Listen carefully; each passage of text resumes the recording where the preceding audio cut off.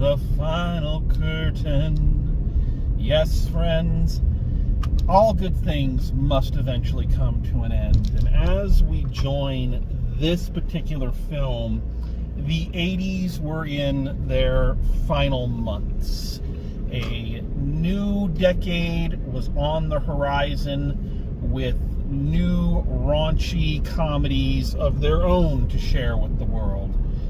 And for a series like Police Academy, which, let's be honest, lasted longer and had more of an impact than it had any legitimate right to, the time must have been coming for the producers to kind of look at these films and wonder just how much more they could squeeze out of it. They had done remarkably well keeping it afloat. I mean, again, we've touched on all of this before, but it bears repeating that this was not a series that, as far as I know, was ever intended to be a series. It was meant to be a one-off film.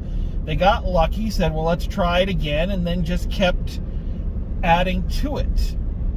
But whether it was fate, whether it was planned, whether it was dumb luck, or some combination of all of those factors, Police Academy was a staple of 80s cinema for better than half the decade. They had been releasing these things one a year for more than half of the decade.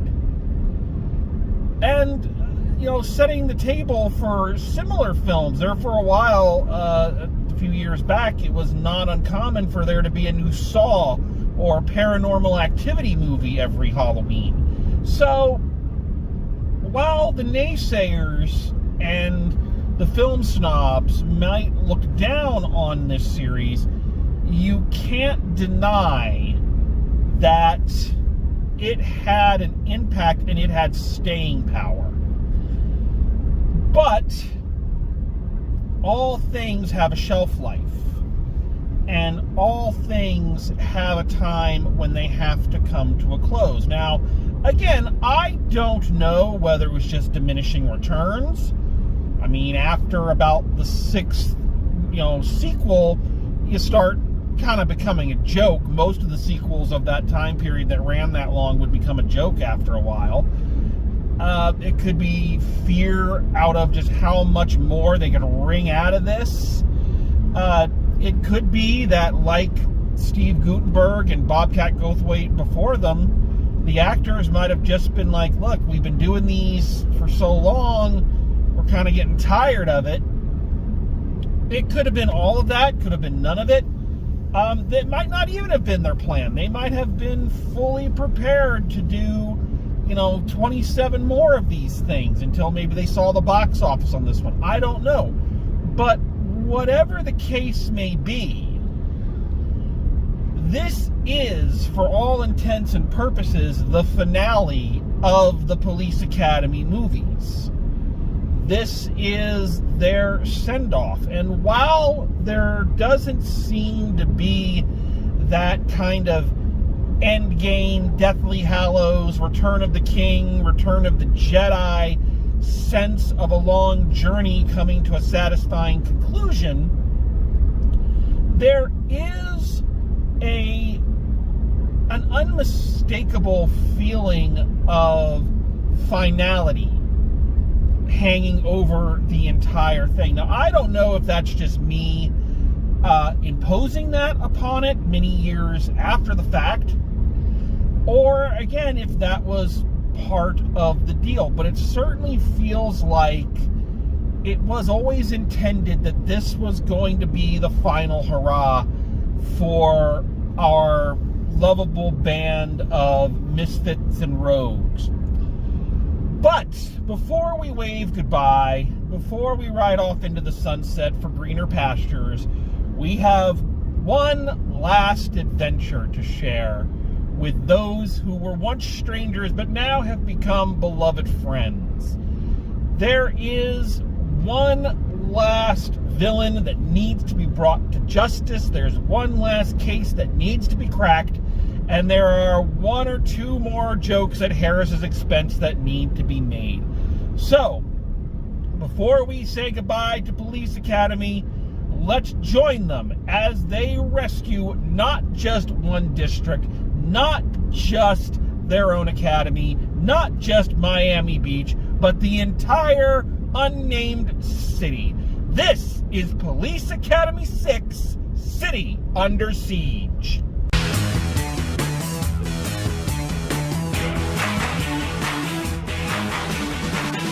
I love the 80s. I love the 80s. So I can honestly say this now. I was holding off on this statement until after I'd watched all of these and could judge them from an objective perspective and not just through nostalgia goggles, even for a property that I was fairly clueless about because it's been so long.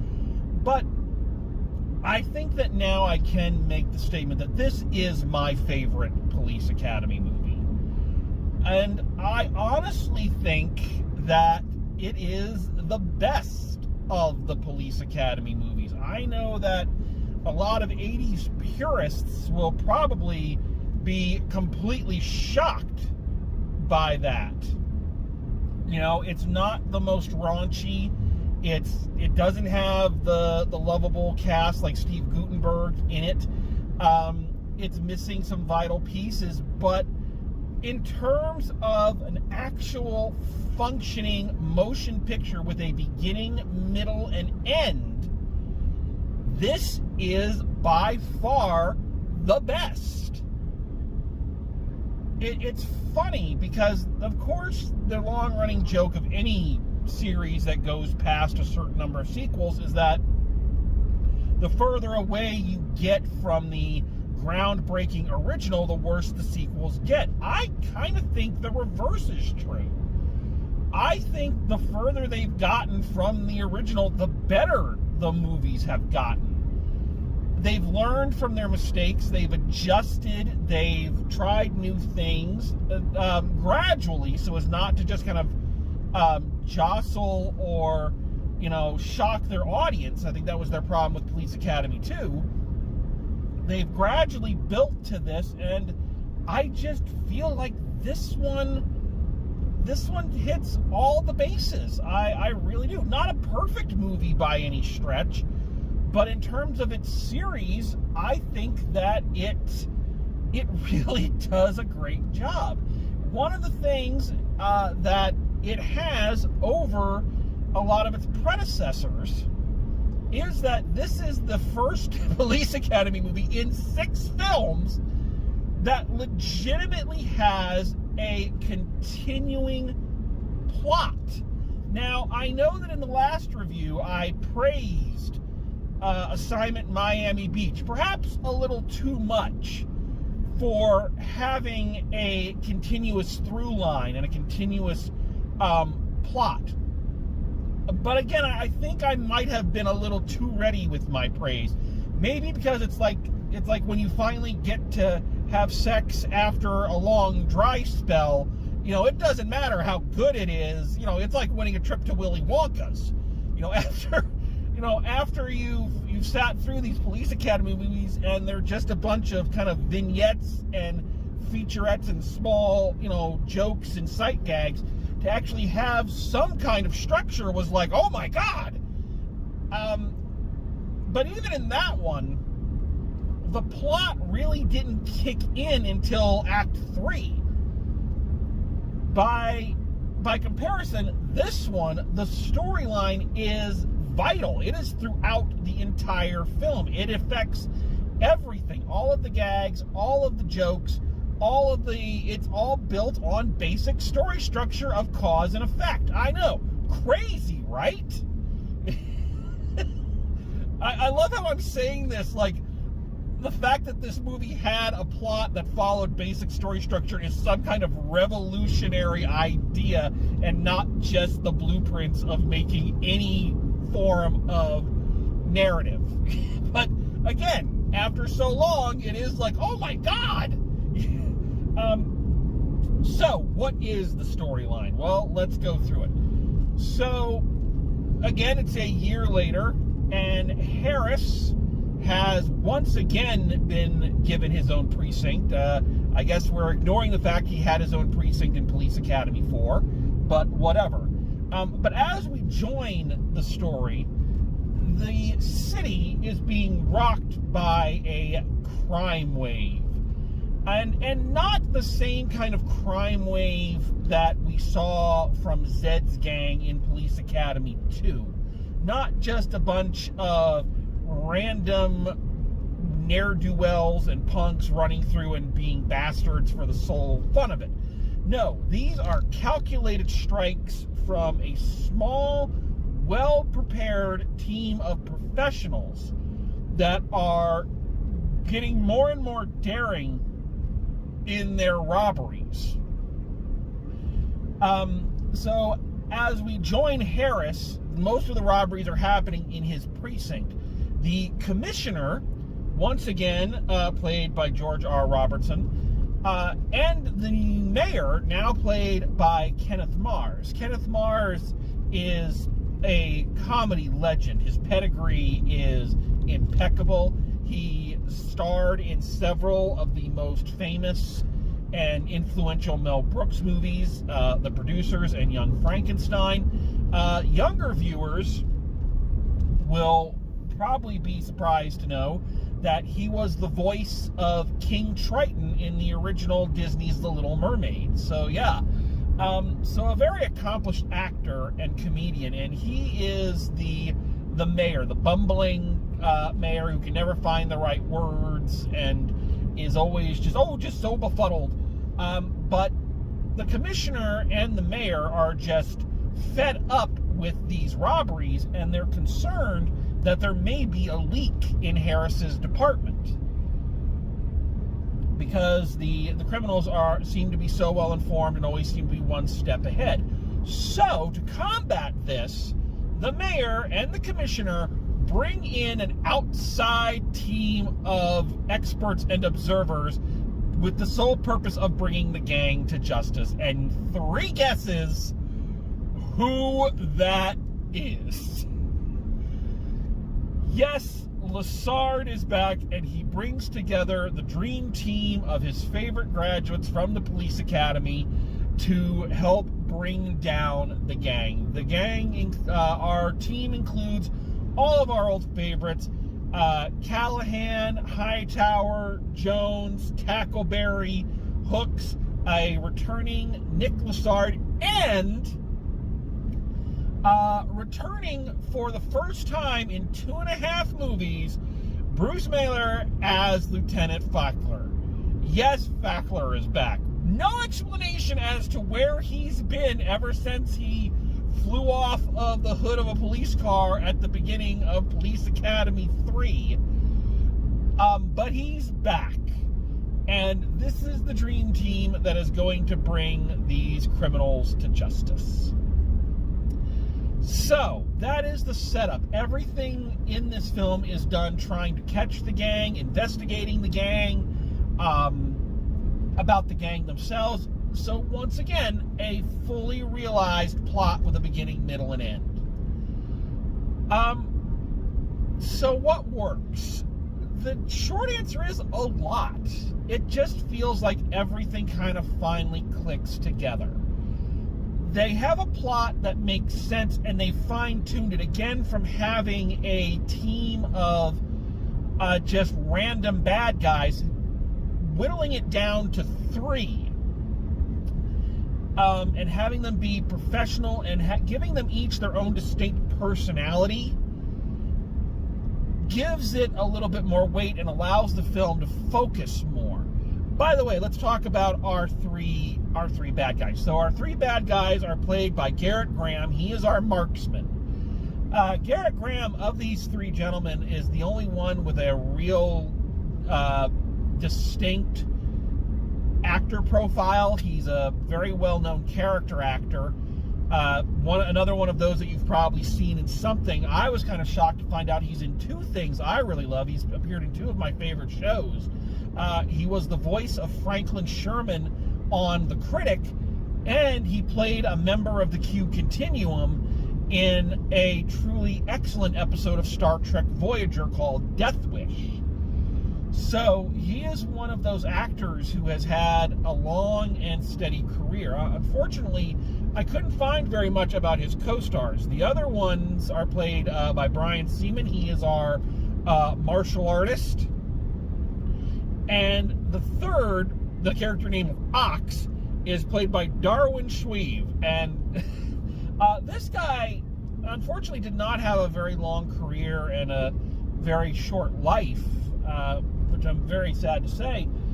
But he did have a very charming story, and I liked reading about this when I was doing what research I could do on him, is that his dream was to be in a Broadway play. That was always his dream. And that he would achieve that dream with a production of Angels in America.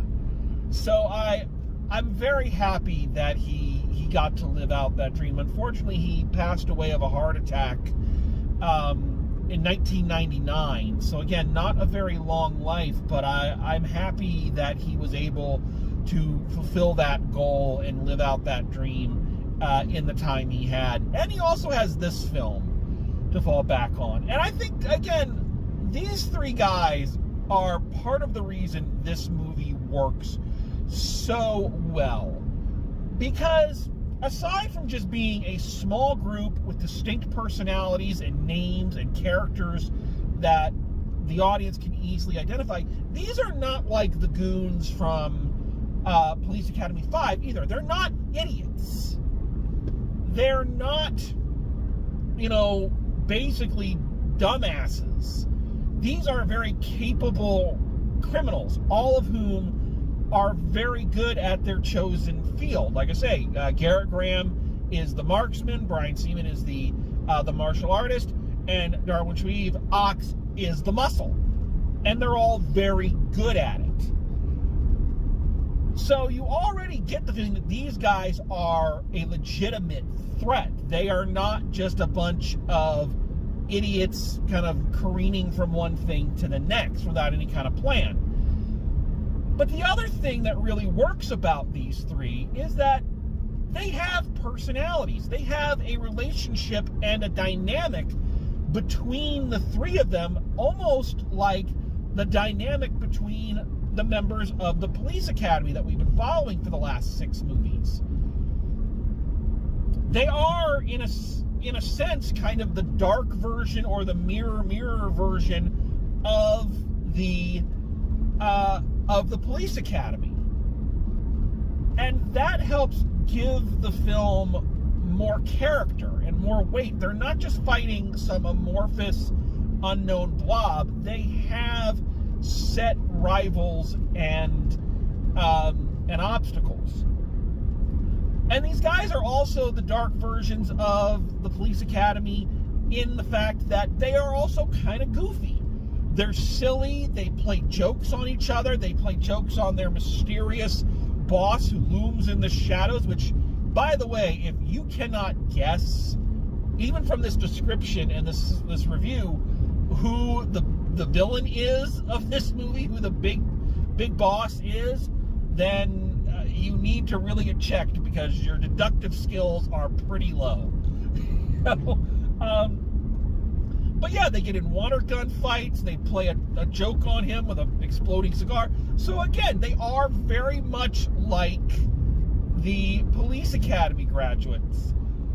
And again, that gives the film a lot more personality than it had before on both sides of the ball. So they are a big reason this film works. I think another reason is we finally don't have any superfluous characters on the Police Academy side. Everybody in there is given something to do, is given a role, has an impact on the outcome. We don't have, for the very first time, we don't have a Mahoney girl. A characterless, personalityless, stunner for our male lead to, quote unquote, romance. there's none of that. We have our core group from the police academy who we've been following all this time, and that's it. And again, every member is given their moment to shine. I think more so than any other film, this time the characters are really allowed a moment unto themselves, and the balance is finally there. If you're a fan of Star Trek movies, or Star Trek like I am, one of the complaints you hear a lot of people have about the Next Generation movies is that it felt like Picard and Data were pushed to the forefront. The movie is about these two, and the other people are also here. You know? And that is something the Police Academy movies have struggled with. As the company has been finding its place, there are movies where characters are there, but they don't really do much, or they have one scene. And I feel like in this one, all of the characters are given jokes and scenes and important aspects all to themselves that helps the flow of the film. For instance, let's talk about Fackler, who's back finally. The joke about him has always been that he is accident prone or clumsy, but his clumsiness never affects him, it affects everyone around him. That's always been something they've hinted at, and they've shown little examples of it in past films. But this time he gets several long joke bits to himself. When he first is reintroduced, he's just walking through the station, and of course, because he's Fackler, he's knocking things over, he's whacking people, he somehow lights a box of fireworks that have been confiscated on fire, so they're going off, and he's just completely clueless. And they do this a couple of times, and then, like, later in the film, they do a scene where he's walking through, and you just hear everyone go, "Look out, it's Fackler!" And everyone's diving out of the way, trying to avoid him. So they're hurting themselves, trying to get out of his way so they don't hurt themselves. It's really well done. These Rube Goldberg kind of sequences really play well. Hooks gets a bit of time to herself. Hooks has always been kind of the odd person out, I find, in these movies. She's always the one that kind of has the least to do in a lot of the later ones. But again, which is funny, because in Police Academy 3, it felt like she was doing everything. Like, she was teaching all the classes. But we see again that she is kind of the computer girl. She's become the information broker of the team. We also get a kind of the hinting of a romance for Hooks, which she's never had. They have a scene where she and Hightower are out canvassing the neighborhood trying to get leads, and they come across some street performers doing some street raps. This is the late 80s, folks, so hip-hop rap is finally kind of breaking through. Police Academy 4 had a rap in it. So she's kind of flirting with one of the rappers, and later we find out that she and he went on a date and things went well. So Hooks gets a bit of attention paid to her. Callahan finally, after all of these movies of her just being this sexy, statuesque badass, she finally gets a fight scene all to herself. During the climactic, riots and the city being, the under siege of the title, and she beats up an entire gang all on her own. And it's great to see her finally get that moment, because she's always been implied to be a badass, and she's taken part in the third act huge action set pieces, but never really had a lot of sequences to herself. She's gone up and punched a guy in number 4. She, Jones, and Hakata all take part in the karate fight on the boat. But this is the first time she's ever had one just for her, and she's earned that. I was glad to see that she got that moment. Also pulling his weight is our new recruit, or our one holdover from the previous film, Nick Lassard. I had talked about this in the previous review, and this time it really comes into play. One of the arguments I made for why Nick was better than Mahoney was that Nick was something that Mahoney could never be, and he was something that the team really, really needed. He was a straight man. He was the person who actually would put pieces together and come up with solutions and plans, and Mahoney never really had that in his wheelhouse. He was kind of the spiritual leader, but in terms of actually leading, you really didn't see much of it. But here, with this crime spree and with trying to come up with plans and find clues, it's Nick who is doing a lot of that heavy lifting of moving the plot forward. And it's a bit of a thankless job, but it's a necessary one. I wonder if they had asked Steve Guttenberg if he would come back, because it does feel like if this was the last film, there's a reason I feel like they brought Faulkner back out of all of the other characters that have come and gone throughout the series. I think they were trying to get back to that core group, that original team. So I wonder if they asked Guttenberg back and he said no, or if he just said, I'm never doing another one of these again, or whatever. Whatever the circumstances, I think Nick lends more to it than Mahoney would have. I don't see Mahoney coming up with the connections and finding the plot, the evil scheme like Nick did. I just don't see that. That just wasn't in his character. Another great thing about Nick, and I think this is an interesting way in which the films have had to adapt without Mahoney. See, without Mahoney, there really isn't anybody to play the trademark pranks on Harris. And even if Mahoney was still around, by this point, I mentioned this in Police Academy 4, that's something else I need to talk about here in a second. If Mahoney was still around, honest to God, you'd have to think that Harris had to be the biggest fucking idiot on the planet to keep falling for his shit.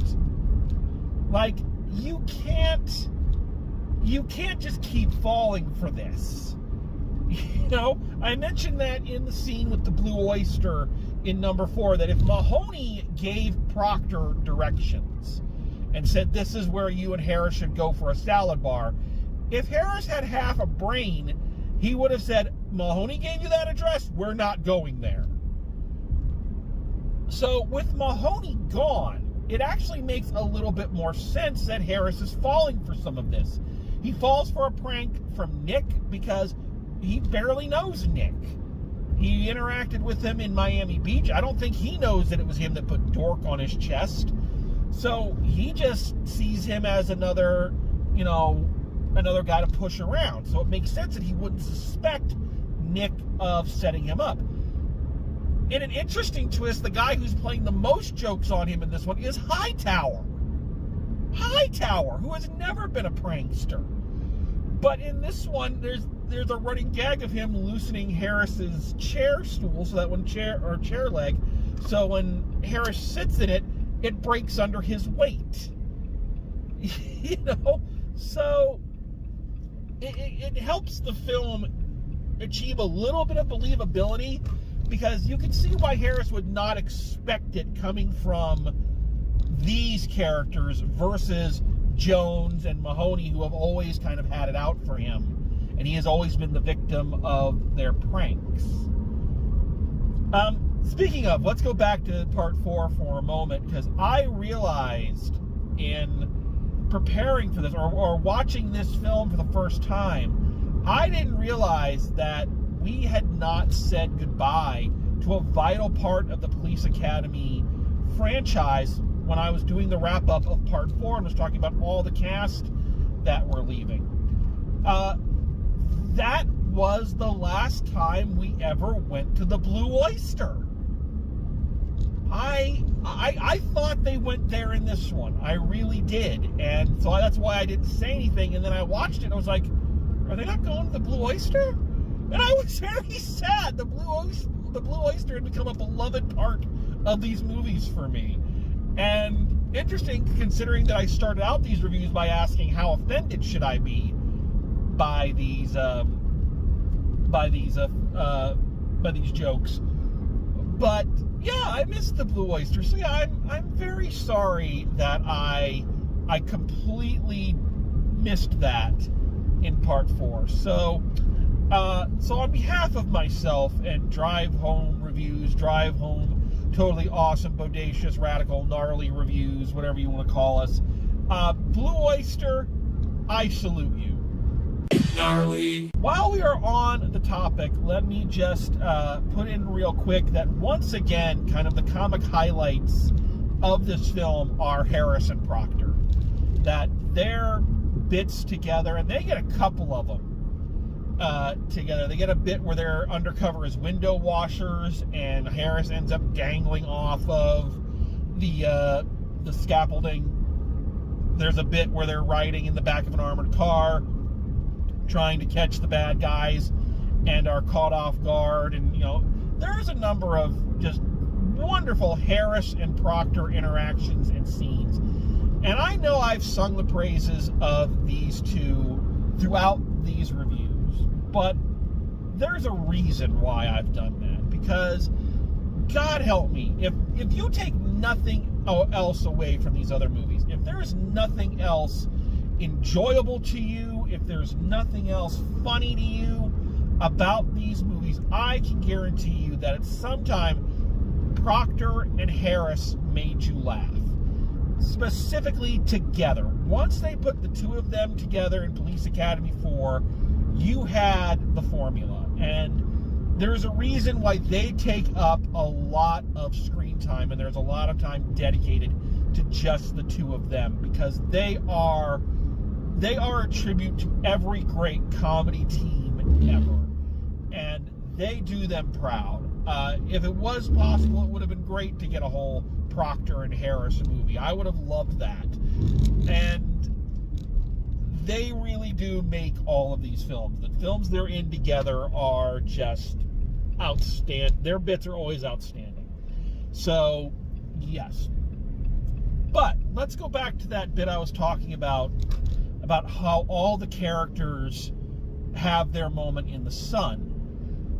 That is very true, but none more so than the ones that I first praised in the very first of these reviews as our three pillars, as the characters that are so synonymous with this series and their characterizations and their actors so recognizable with it that they kind of became, whether through, again, chance or design, the ones that people would most often come back for.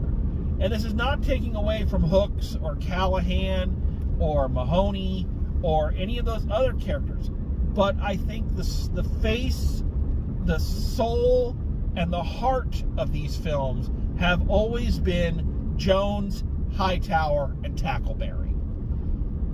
And in this movie, the climactic chasing down of our villains, of our heavies, is done in three parts. You'll notice when I was describing the gang, the bad guys, I mentioned there's the marksman, there's the martial artist, and there's the muscle. Well, who are those the mirror reflections of?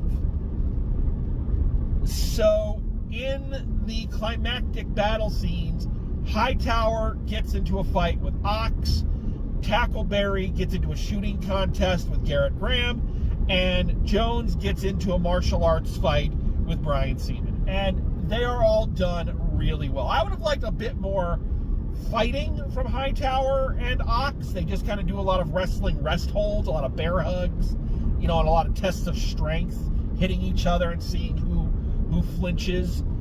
But still, it is a highlighting of these three characters and how much they have meant to the series, that they get to be the ones that bring the three bad guys to justice by using, once again, by using the skills and the personality traits that made them outcasts, that made them undesirable to the police academy in the original, but that have proven to be their strong suits throughout the entire series. It's a reinforcement of that very, very critical theme that I first talked about with the first movie, and one of the key reasons I feel that these films have lasted and endured as long as they have. There's also a fantastic final chase scene with a Bigfoot monster truck through the city, with these three and Nick.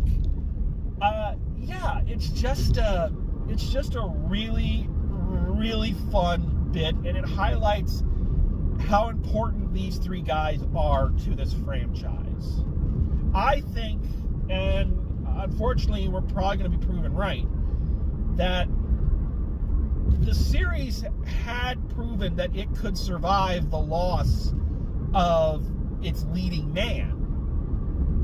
But I don't think they would have been able to go even these two films further if they had lost one of those. If they had lost Hightower Jones or Tackleberry, I don't think the series would have endured, because it would have been missing too big a piece of its heart without them. And I think this was their thank you for that. Red. So one of the parts of this new series that I have enjoyed the most is doing the background research on the actors that have appeared in these films and learning more about them, about their careers, about their lives, and I hope you will agree that it's been well worth it. These folks led some very fascinating lives, had amazing careers, and these are things that you don't know. A lot of these folks are not household names necessarily. So because of that, we don't know every aspect of their lives.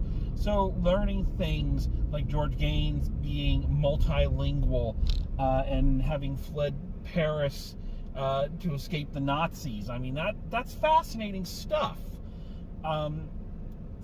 However, kind of the downside to that is that there are some people who have been very instrumental in the success of these films, whose presence has been constant and vital, but for whom there is just not a lot of information out there that is readily available about them or their lives. And again, there may be information somewhere, but I say this all the time, it's my never fail excuse. I'm not a professional. I'm doing this for fun. I am doing this for the enjoyment. The deep dives and the background information that I share is the information I can find during quick internet searches, in between everything else I have to do. So I don't have the luxury, like professional podcasters, of having an on-staff researcher to go and find me all this information. So because of that, there have been a couple of cast members whom I have not done the deep dive on and have not really given you a lot of information about, and I feel bad about that. So I don't have much that I can really share about them, but I do want to acknowledge them because of, again, the vital role that they played in these films' success and their longevity. And first among them is, of course, Marion Ramsey as Hooks, who has been with the series since the beginning, is one of the most beloved characters. Just a a character that brought so much sweetness to the role. I don't know if it's a negative or if someone might consider it degrading, since she was like young at the time when the movies were made. But I always felt like she was kind of the mom of the group, because she was very sweet and very kind and very motherly. But boy, when you stepped out of line, she would smack you down. And I don't know, just that wonderful duality that she brought to the role. Just, I don't know, it gave the films a heart and someone very warm and loving kind of at the center, which was not something that really any of the other characters really could claim to bring. That was not their role, but that was hers. And again, I could not find a whole lot on Marion Ramsey, but I'll tell you what I could find. Of course, she got her start on Broadway. I mentioned how she had been in a performance of Little Shop of Horrors just prior to auditioning for Police Academy. So she also appeared in musicals like Hello, Dolly. Her first television role was a guest spot on The Jeffersons, and also was a regular. I don't even know this show, and we're not even supposed to say this name anymore, but I just for her sake, she was a regular on the show Cos, which was a Bill Cosby sketch comedy series, and that was in 1976. I'd never even heard of that show. So yeah, she had a decent television career, did a lot of guest spots, but of course the thing she's most famous for is Hooks. Ironically, she actually provided a voice for the Police Academy animated series, but not that of Hooks, which I find kind of interesting, that they brought her on to do a guest spot or to do a voice, but not of the character she originated and who it's based on. And she would do a lot of guest appearances. She did a lot on Adult Swim towards the end of her life. A lot of things on Robot Chicken, Tom and Eric's Awesome Show. So yeah, she had a fun career, and she seemed like a very, very fun person. She was deeply committed to AIDS awareness and was instrumental in various charitable causes, performing for various fundraisers. So a person with just a really big heart, it would seem, who sadly passed away in 2021. So yeah, I'm sorry that it's not as much information as I've been able to gather about other people, but there it is. However, it is more than this next person, who I really feel bad about for a number of reasons. So this is George R. Robertson, who played Commissioner Hearst. And I mentioned this in the very first episode, that I had no idea he appeared in all of them.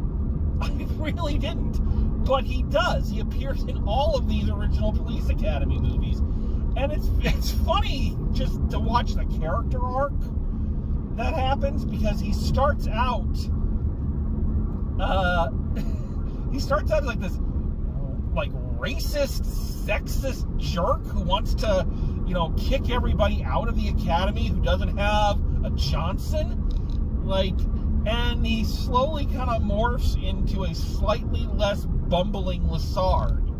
So quite the character change and quite the thankless role, really. Like I said, of all these other characters, all the ones that have come and gone, I don't think a lot of people remember Hearst from the series.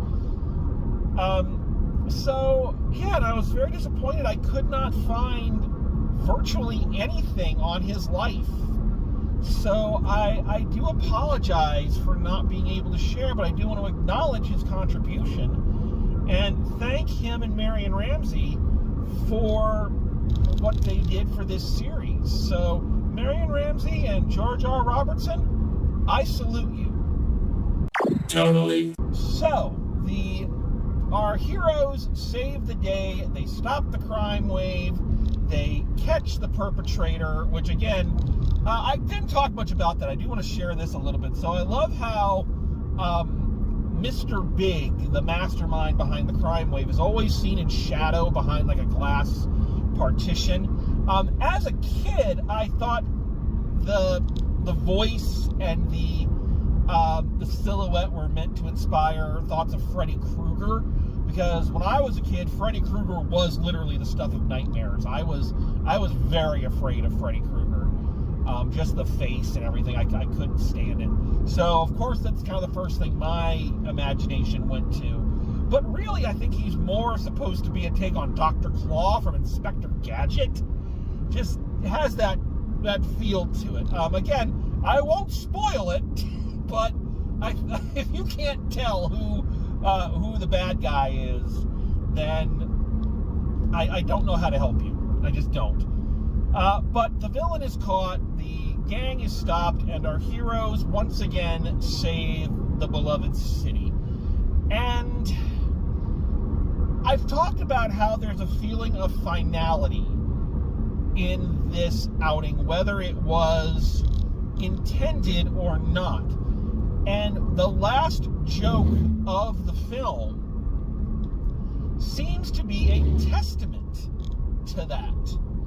Because the film ends, as so many of these films have ended, with some kind of prank on Harris. Harris getting one last bit of comeuppance before the credits roll.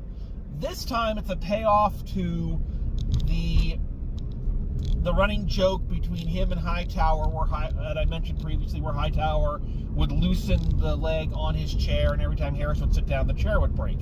So this time, he opts to take a chair next to Hightower that is placed right underneath these balloon buntings. And as the band plays the Police Academy's theme, we see a hand with a pair of scissors come in, snip the bunting, the balloons take off, the balloons have been attached to Harris's chair, and he is flown away. And it is revealed that the person who carried the scissors and snipped it was Commandant Lassard. And this just feels like a perfect bookending to the series, because throughout the entire series, no matter how nasty Harris was, no matter how cartoonishly villainous he was, no matter how condescending he was, Lassard always treated him with a big smile and a welcome hand. It's like, and you didn't know, is he oblivious to who Harris really is? Does he not know? We get a little hint that he has some of these negative feelings in the very first Police Academy when Harris is being held hostage, and they say, should we shoot and risk hitting Lieutenant Harris? And Lassard just kind of thinks about it for a second. No, we better not. But that's it. Throughout all of these movies, Lassard has always been like the person who sees the best in everyone, even Mauser, even Harris.